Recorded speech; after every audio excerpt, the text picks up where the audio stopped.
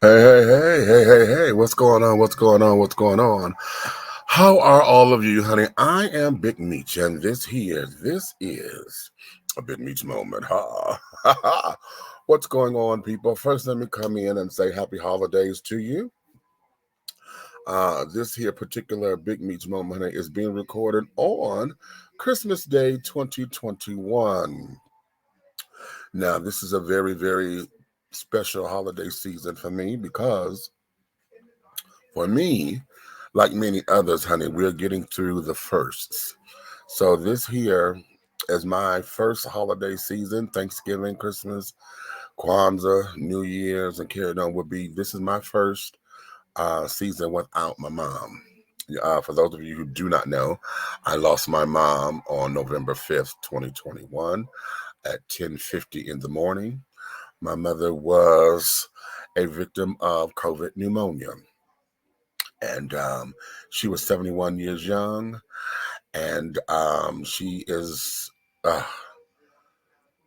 mm, I don't think it was gonna hit me like this, um, where I could get tongue tied. However, as you all know, it's still rather fresh and things of that nature. And I'm sure I know that I'm not the only one who's dealing with significant loss during the 2000 or the 2021 season. My co-host with Dishing Tea with Big Meach, um, Aunt Nikki, she's lost her mom. She's just recently lost a cousin. Big Red lost a brother and a son this year. Um, I've lost several friends, and so has Big Red lost a few friends. Several real, and not just, no, when I say friend, I don't use the word friend loosely. I'm talking friends. These are family members of mine, honey. They have been a part of my life and intricately in my inner circle. I've lost several of them. In addition to other family members, I've lost several cousins. My mother and her eldest brother, they died 2 weeks apart. So I lost, the firstborn of my mother's family. All of her siblings. The firstborn, they died 2 weeks apart. Um, so it has been rather challenging. And like many of you who are going through the firsts, trying to get through this holiday season, trying to make sense of it, and things of that nature, don't understand why. Um, I'm going to offer you this as some sense of comfort. Hopefully, it would be a comfort for you, and that there is, instead of asking why, let's look at the what was this person's life all about. Let's start learning how to celebrate who they are to us, who they were to the world. What were their contributions? How can we manifest, what they were doing? It's kind of like passing the baton, if you will. If you run the relay race and carrying on, you run your part and then you pass the baton over to the next runner, right? And I'm going to look at this, that folks who have left this side of the world, of this side of creation, have passed the baton on to us. So now we get to move and groove and this, that, and the other in a way that will take the lessons that we've learned from them. For those of us who are dealing with folks who are older than us, if you learn lessons and carrying on the happiness and things, we can move on by sustaining what they've taught us, understanding the laughter, look through their tears and understand their pain, so that we can know how to matriculate and move on and move forward to do better. Okay, for those who've lost those younger than us, like I too have lost a son this year. I lost my son back in July. My mother and my son died 120 days apart from each other. Yeah, it's a tough year.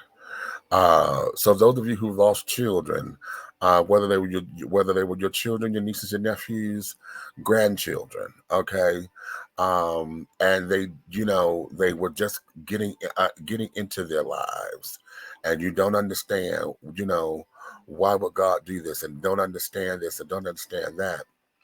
Just ask for patience, ask for understanding, ask for it to be revealed in time.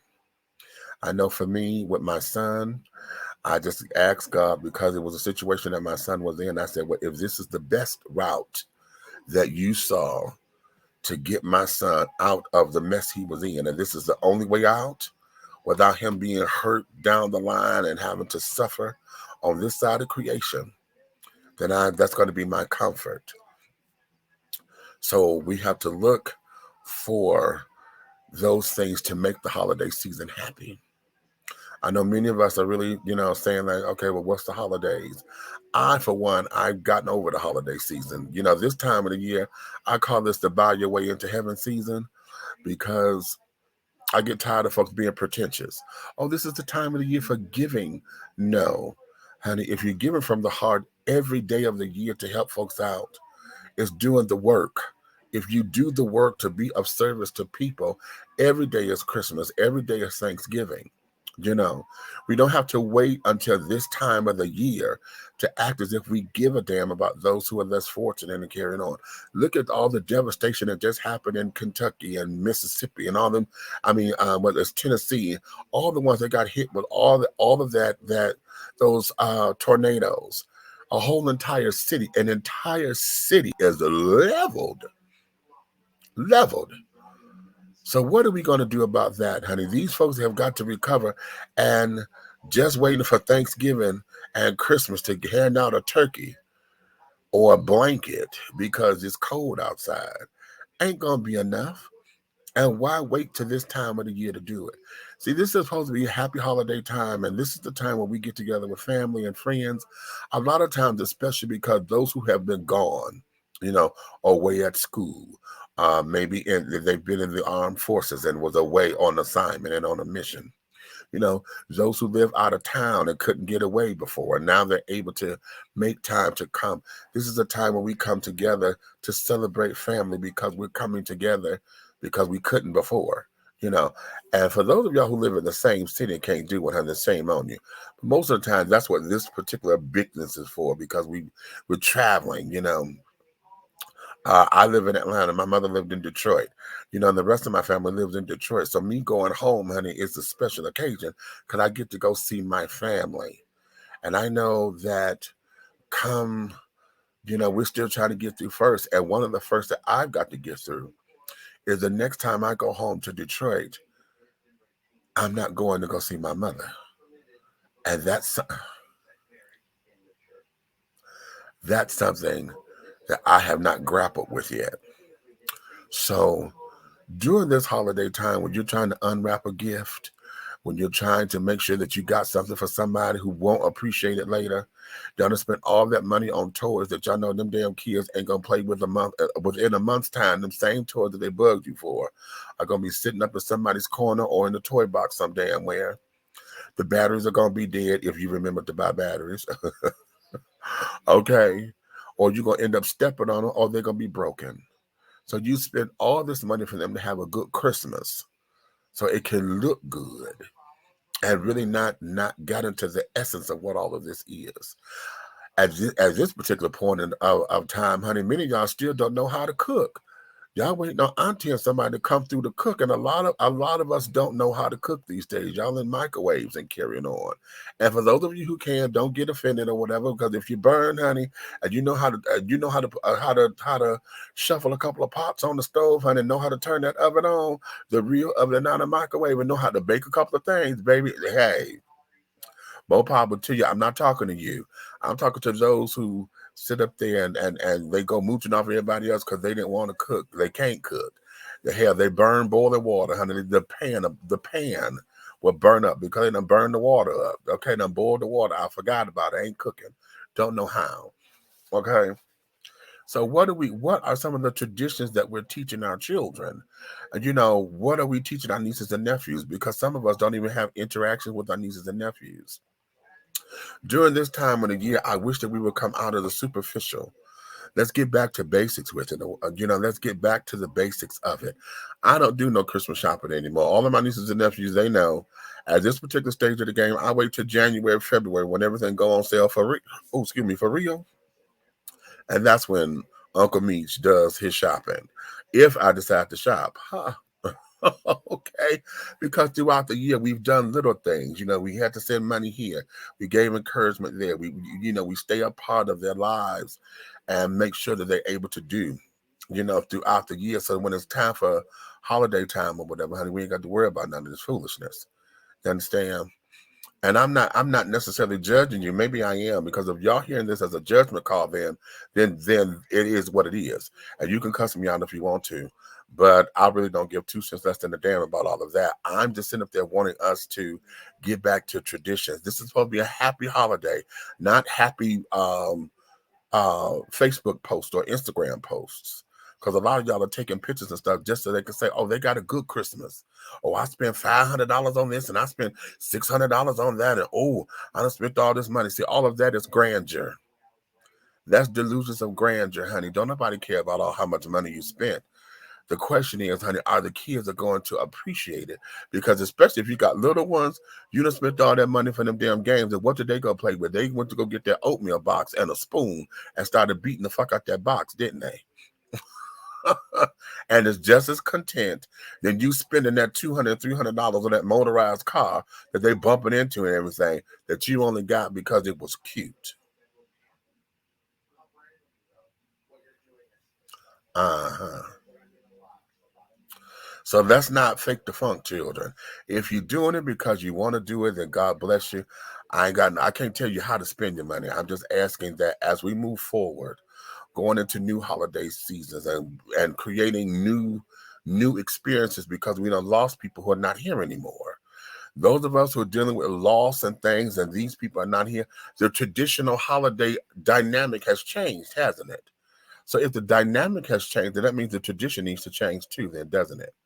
Okay. How are you going to honor that person next year for the holiday season? What are you going to do? What are you going to do in their name? My mother was big on volunteering with the Salvation Army, and we were bell ringers and carrying on.